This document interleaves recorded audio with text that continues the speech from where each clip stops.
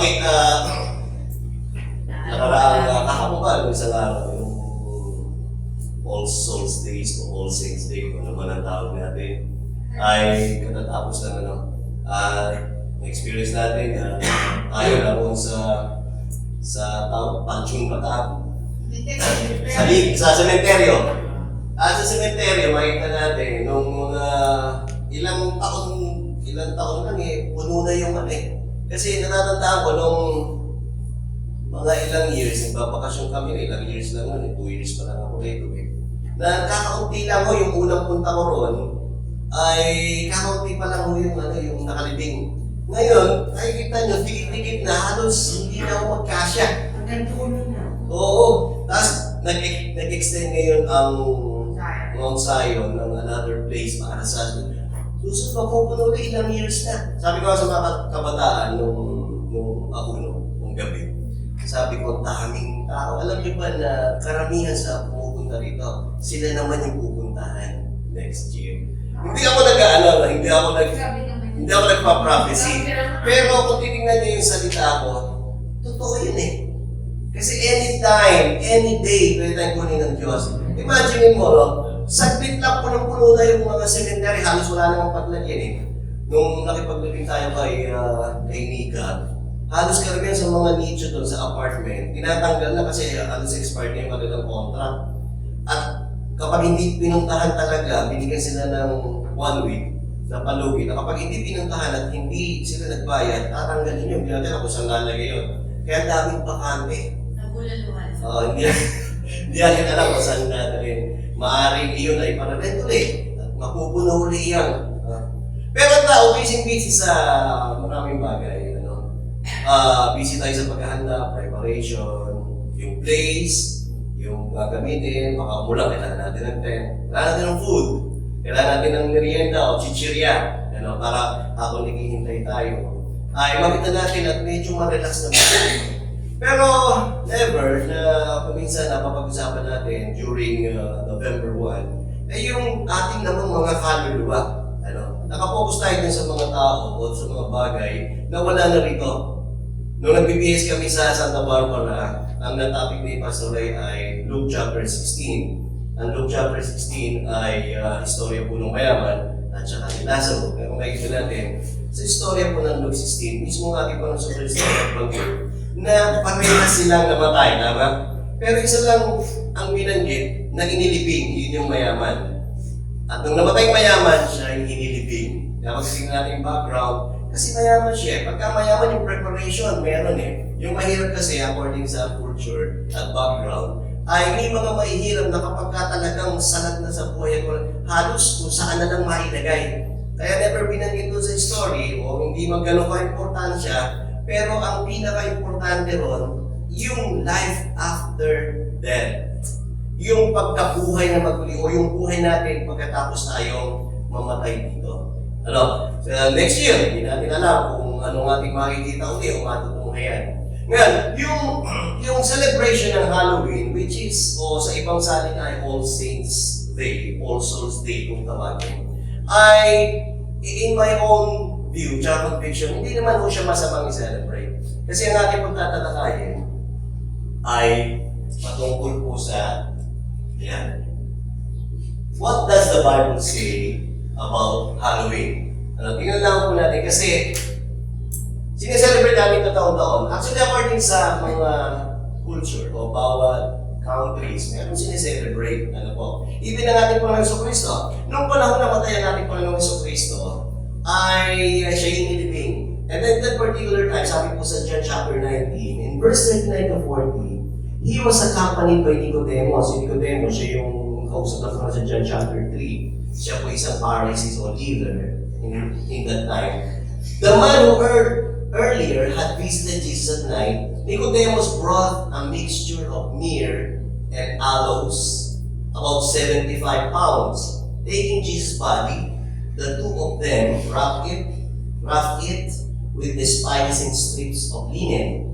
This is in accordance with Jewish burial custom. Ibig sabihin, ang mga Jewish o mga Hudyo, meron silang sariling custom ng paglilibing. Parang tayo, ang paglilibing sa atin ay iniimbalsa mo. Noon, hindi uso yung embalming o yung iniimbalsa mo. Tingnan niyo ang mga Muslim. Ang mga Muslim, pag namatay kayo, sa hapon na ililibing. Hindi ko alam kung iniimbalsa mo, pero alam ko hindi. Binabalutan lang parang sa panahon ng ating Panginoon, babalutan lang ng kumot. Alam niyo ba na kahit yung isang hari, si King Fahd, nakita niyo na nung inilibing, maging yung ibang hari, hindi siya yung magagong kamukha ng ginagawa tayo nga sa ibang bansa o ibang culture katulad sa atin. Pag medyo may kaya ka, maganda-ganda yung place. Yung kabaong, maganda-ganda. Sabi nga ni Eli Soriano, bakit ang mga tao ngayon masyadong magago pag namatay? Pinaghahandaan, yung preparation sobra-sobra, yung preparation pagdating sa death. Yung daw isang kabaong ay nagkakahalaga 100,000. Minsan ay lumalampas pa. Kaya sabi ni Eli Soriano, ano yun? Mag-i-stay pa sila ng matagal doon sa libingan. Ibig sabihin, yung preparation, laging panglabas. Laging doon sa mga bagay na material at nakapokus doon sa mga bagay na hindi siya spiritual. So, yung natin pati ibang culture na celebrate, which is in respect sa ating bilang isang Christian, ay hindi natin minamasama yan, ano po. Dahil tayo rin may ibang celebration regarding sa pag-aalala sa ating mga lumipas o yung mga mahal natin sa buhay na ngayon ay nakatibing. Ang ginagawa natin kung tayo sa cemetery every November 1st, tayo ay nagbibigay ng alaala. Kwentuhan tayo sa mga bagay na nakaraan dun sa mga taong nakalibing. Sa ibang culture, ganun din. Iba-iba rin ang kanilang mga ginagawa. Ngayon, ang tanong, what does the Bible say about Halloween? Halloween kasi bigay mo muna po yung definition. Ang sabi po rito, sa dictionary, All Saints Day and then Halloween. Tingnan mo natin yung All Saints Day. All Saints Day is a Christian solemnity celebrated in honor of all the saints of the church, whether they are known or unknown. Actually, yung ganda yung meaning ng All Saints Day. Pero yung Halloween, tingnan mo natin, sabi dito, or Halloween, less commonly known, All Halloween, All Hallows Eve. Yung Hallows kasi saints sa ibang sabi. Kaya sabi niya, it's a celebration observed in many countries on 31st October. Kaya iba din simula 31st hanggang sa, parang yung salubong sa Christmas.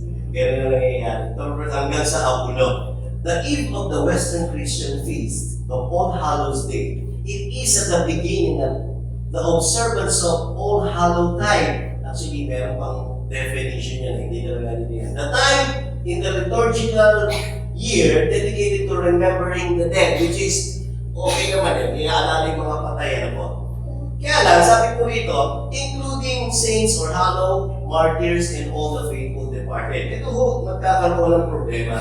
Yung salitang Halloween o yung All Souls Day, kung paano natin sincelebrate. Sabi nga rito, in popular culture, the day has become a celebration of for all. And is associated with the macabre o macabra sa ibang, kasi may medyo yung ano niya, yung kanyang pagbigkas lang, medyo macabre, macabra, macaber, which is fine. And supernatural. Ito ang nagiging problema doon sa natural na proseso ng All Souls Day. Although, hindi siya masamang i-celebrate, pero dahil hinaluan na ng ibang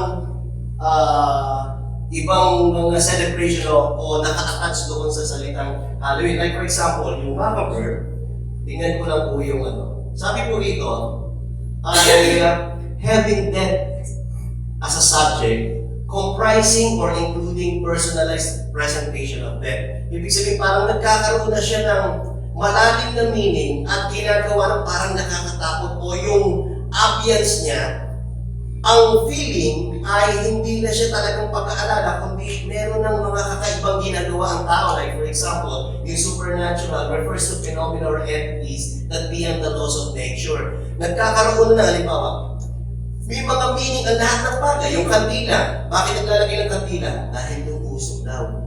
May mga meaning yan sa ating culture. Bakit ay nag-assist ng kandila?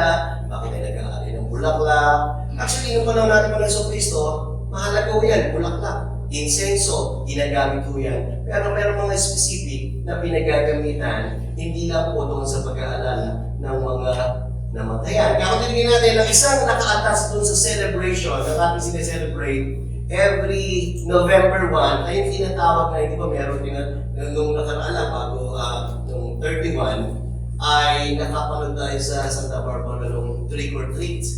Yung mga bata, ano makikita nyo? Ano napansin natin? Naka-costume. Ibig sabihin, nakaatas dun sa salitang Halloween o sa All Souls Day ay yung celebration ay merong trick or treat, merong celebration. Ano isa sa mga celebration?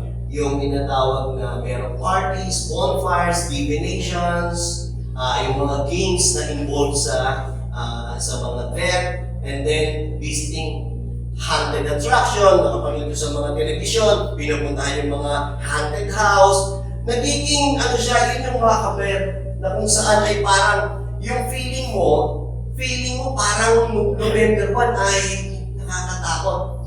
Parang ano yan ganito yan Parang Christmas po yan Hindi ba sila sineselebrate natin pag Christmas? Yung essence ng Christmas, sineselebrate natin dahil ipinanganak sino? Yung tagapagligtas. Pero sino ang namamayani o sino ang mas nakikilala pagdating ng Christmas? Si Santa Claus. Pero tingnan sa isip ng Santa Claus, kung meron mang history o kung meron mang Santa Claus, siya ngayon ang namamayagpag pagdating ng Christmas.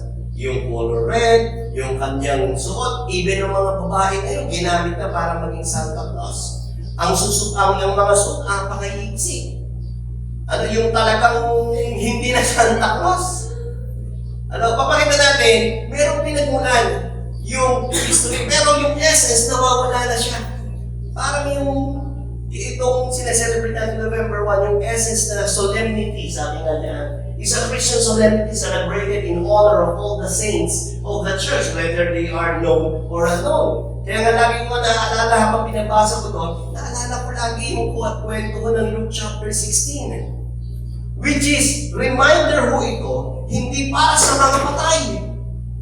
Reminder ho yung Luke 16 na namin panasunsok para ho sa atin. Remember, nang nagmamakaawa ho yung mayaman, sabi niya, baka pwede mong papalikin si Lazaro para masabihan niya yung malima ko pang kapatid. Maaring nung time na namatay siya, yung mga kapatid niya in present time ay kamukha rin ang kanyang ginagawa.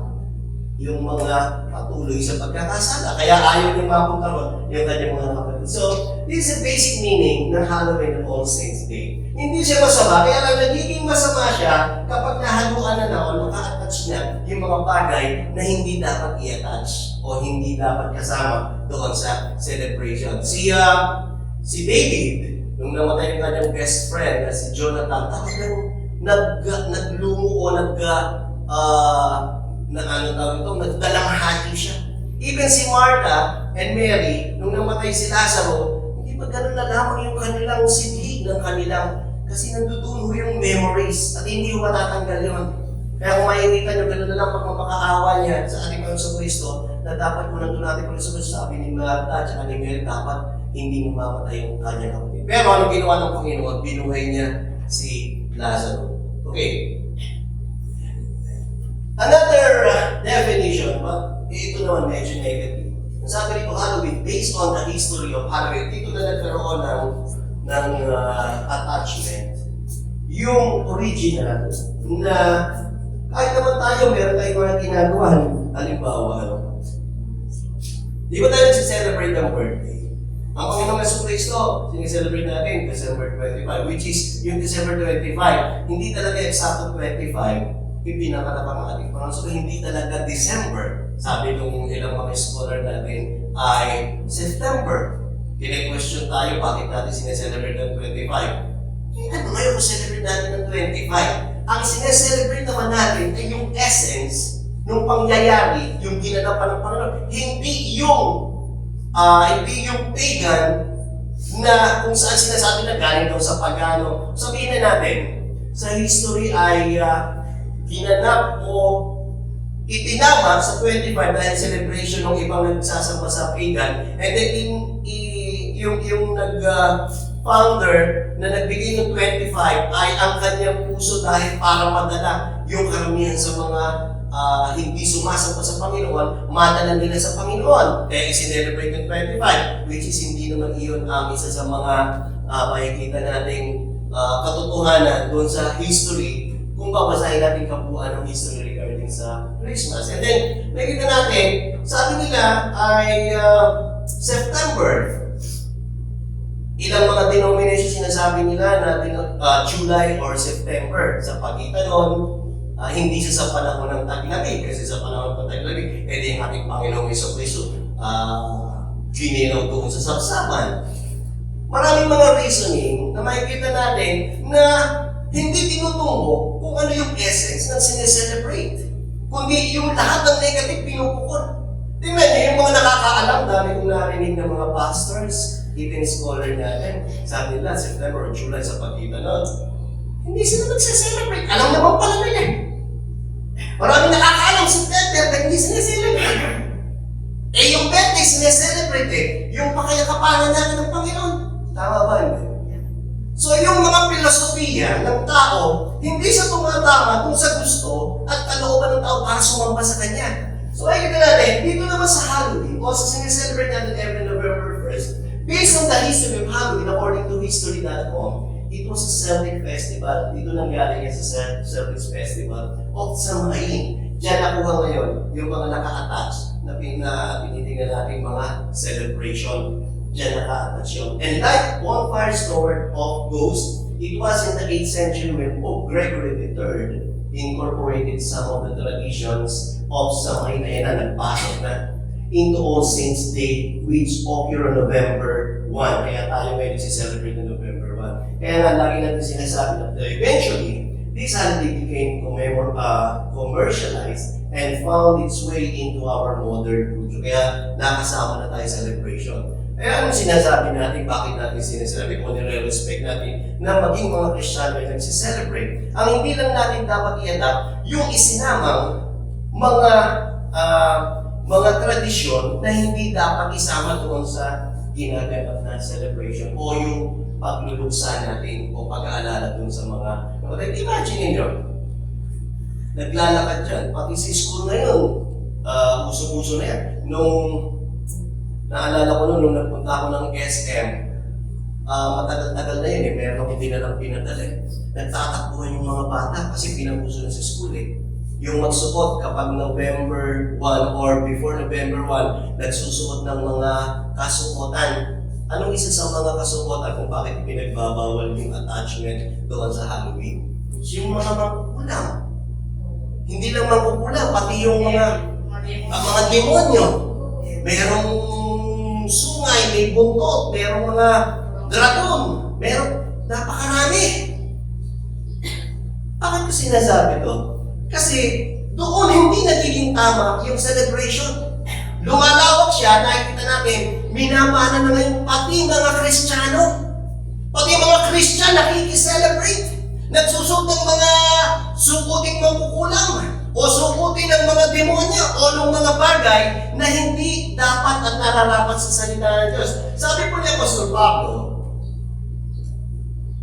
sapagkat nalalaman ng mga buhay, iyon na forward na natin. Kasi nga sabi ng agubili nito ni Apostol Pablo tingnan niyo po ang sabi nito sa Deuteronomy 18:10. Huwag makabsong sa inyo ng sino man nagpaparaan sa apoy ng kanyang anak na lalaki o babae kasi naging naging ritual ng mga Israelites o nanghuhula o nagmamasid ng mga pamahiin o enkantador o manggagaway o enkantador ng mga ahas o nakikipagsanggunian ng masamang espiritu. Ito sinasabi natin sa Macabeth na nagiging essence niya, nararamdaman natin parang nagiging fear o nakakatakot na ang Halloween. Pinapalabas sa telebisyon yung mga nakikipag-usap sa mga patay. Naghahanap ng ikatatakot ng tao. Ibig alalahanin mo yung mga bagay na nangyari doon sa mga nangamatay, gusto mo magpakita sa iyo na matay. Kausapin mo. Ang sabi ng Biblia, enkantador ng mga ahas na nakikipagsanggunian sa mga masamang espiritu o mahiko o sumasangguni sa mga patay. Sapagkat sino man gumagawa ng mga bagay na ito ay karumaldumal sa Panginoon. At dahil sa mga karumaldumal na ito, ay pinalalaya sila ng Panginoon mong Diyos sa harap mo. Kaya yung tagubil ng Panginoon. Just imagine, Deuteronomy yan. Alam mo ng Deuteronomy, naglalakbay ang mga Israelites. Papunta saan? Sa lupang pangako. At yung lupang pangako ayon ng Diyos, na kapag dating nila ron, mapahiran sila ng lahat ng uri ng na-adapt nila doon sa Egypt. Sa Egypt, napakaraming Diyos. Hindi ba yung nire-represent yung 10 plagues? Yung Sabbath, may Diyos sila pala. Araw, Diyos. Maraming ngayon, napakaraming mga Diyos. Ang kaya rin sa dito, yung sumasangguni sa mga patay. Pero, ina-enjoy ng mga Christian. At nakikisama ang mga Kristiyano na nakikiselebrate. Hindi ba parang ayaw pala ng Diyos, pero tayo tumutulak. Di ba yung mga kawawa rin mga bata na parang lalaki silang na yung ganung culture at sila rin ipapamana nila sa kanilang mga anak. At yun ang sabi ng Panginoon. Another verse, sa 2 Chronicles, sabi po rito, kaniya rin naman pinaraan ng kanyang mga anak sa apoy na libis na anak ni Hinon at siya'y nagpamahin at nagsaling ng panggagaway at nanghula at nakipagsanggunian sa mga masamang espiritu at sa mga mahiko. Siya'y gumawa ng maraming kasamaan sa paningin ng Panginoon upang munghakiin siya sa galit. Another verse, Leviticus chapter 20, at ang taong magbalik sa inaalihan ng masamang espiritu at sa mga magkukulang upang manalig sa mga yaon ay ititig ko ang aking mukha laban sa taong yaon at ihihiwalay ko siya sa kanyang bayan. Nakakatakot po pala yung minsan nag-celebrate tayo, may sineselebrate tayo, pero ina-attach natin yung ibang mga bagay na ayaw ng Diyos. Pero napakasarap mag-celebrate, lalo na kung puro ang ating puso na ang ating sineselebrate ay yung talagang parang tayo, ako, father ko namatay. Tayo, namatay si Inang, dinadalaw natin doon yung mga bangkay. Hindi ba napakasarap na pag nandoon pwede tayo magkantahan, mag-sharing ng mga bagay na nakaraan. Yun yung mga bagay, o mag-i-stay tayo ron bilang respeto at sa ating mga mahal. Wala akong masama ron. At ito yung pinagpapawal ng Biblia. Ang pinagpapawal ng Biblia ay sumunod tayo doon sa mga ginagawa ng tao na hindi na at labag na sa kalooban ng Diyos. So, yan yung isa sa mga nakita natin na nagubili ng Biblia regarding sa Halloween. Revelation chapter 21, ngunit sa mga duwag at sa mga hindi mananampalataya at sa mga kasuklam-suklam at sa mga mamamatay tao at sa mga mapakiapi at sa mga manggagaway at sa mga mapagsamba sa Diyos-Diyosan at sa lahat ng mga sinungaling, ang kanilang bahagi ay sa dagat-dagatang nagniningas sa apoy at asupre na siyang ikalawang kamatayan. So dito pinapakita lang sa atin yung basic teaching kung saan kung tayo may magsiselebrate ng isang bagay, dapat makita natin yung essence, bakit natin sineselebrate. At ang celebration na ito hindi po masama kahit nga tayo ay nagdiriwang ng ating mga kaarawan. Okay. Tingnan mo natin ilang passes pa. Kung hindi na lang ako ito. Tingnan niyo po. In 1 Thessalonians chapter 5, at nagubili niya po sa Pablo, layuan ninyo ang bawat anyo ng masama. Okay? Lahat ng mga bagay na pwedeng mapasama o makagawa tayo ng kasamaan, doon dapat tayo lumayo. Pero kung ito naman ay bubunga ng maganda at isang bagay na makabubuti at kaaya-aya sa paningin ng Diyos, wala akong problema kung ito yung ating sineselebrate. Deuteronomy, kung babalikan mo natin yung ang mga Israelites, pagpasok mo sa lupain, tingnan niyo po sabi ng Panginoon, pagpasok mo sa lupain na ibibigay ko sa iyo, na ibibigay sa iyo ng Panginoon mong Diyos, ay huwag kang mag-aaral gumawa ayon sa mga kalumal-dumal ng mga bansang yaon. Kasi doon sa Canaan, sa lupang pangako, after na ilabas ng Panginoon ang mga Israelites doon sa Egypt, ay pupunta ho sila doon sa lugar ho ng Canaan, yung ipinangakong lugar ng Diyos. Pero sa kanilang paglalakbay, umabot ho yan ng 40 years. May kita natin sa 40 years, maraming inutos ang Diyos na ipagagawa sa kanila bago pumasok doon. Isa ho dyan, yung kanilang pagkaalay, pag-aalay sa Diyos, lahat ng mga laman ng Ten Commandments ay doon po gagawin. Kaya kung titingnan natin dito, may tagubili ng ating Panginoon na huwag kang mag-aaral gumawa ng ayon sa mga kanuman-duman ng mga bansang yaman. Ikaw ay magpakasaktan sa Panginoong mong Diyos. So isa pala sa mga magagandang adhikain natin bilang isang Christian, na sa bawat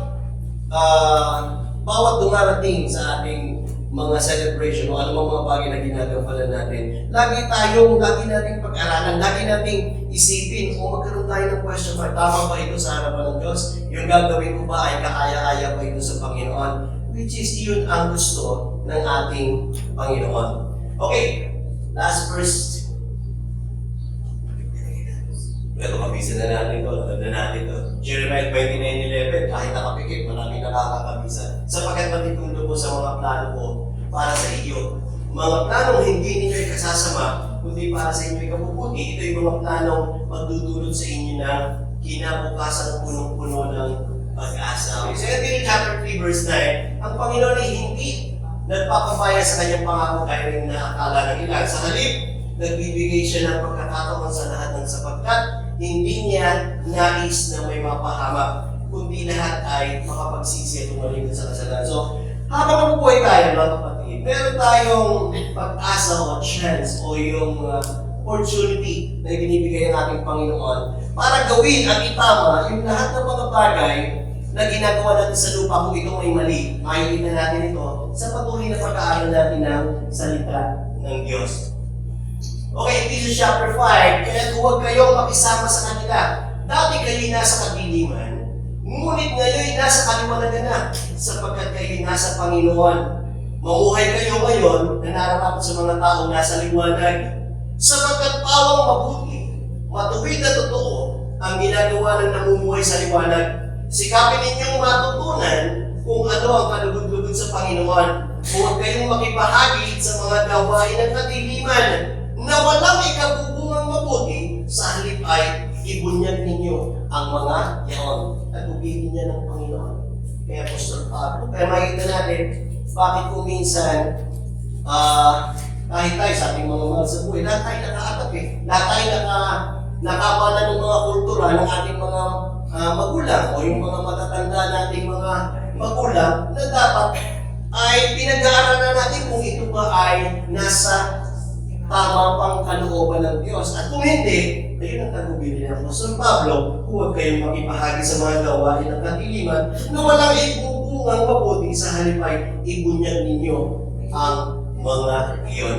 So sa ating pinag-aralan ay maiksi lamang ito na pinakita lang sa atin ng Biblia na it's okay na i-celebrate ang Halloween, All Saints Day, All Souls Day, ang birthday o ang Christmas o anumang mga celebration. Pero lagi natin tandaan, dapat ito ay nakabase doon sa salita ng Diyos. Dahil kapag tayo sumunod doon sa mga bagay na nasa mundo, doon pa lang makaka-experience tayo ng paglayo sa Diyos. Akala natin lapit pa natin sa Panginoon, pero ang layo-layo na pala natin. Bakit? Yung kaisipan ng Diyos, hindi natin nilalagay sa sarili nating kaisipan. So yun ho ang isa sa mga bagay na pwede nating ituro sa ating mga anak. Ipamana sa ating mga anak na tumayo sa katotohanan. Dahil yung katotohanan, yung po ang magpapalaya sa atin. Pray po ang Panginoon.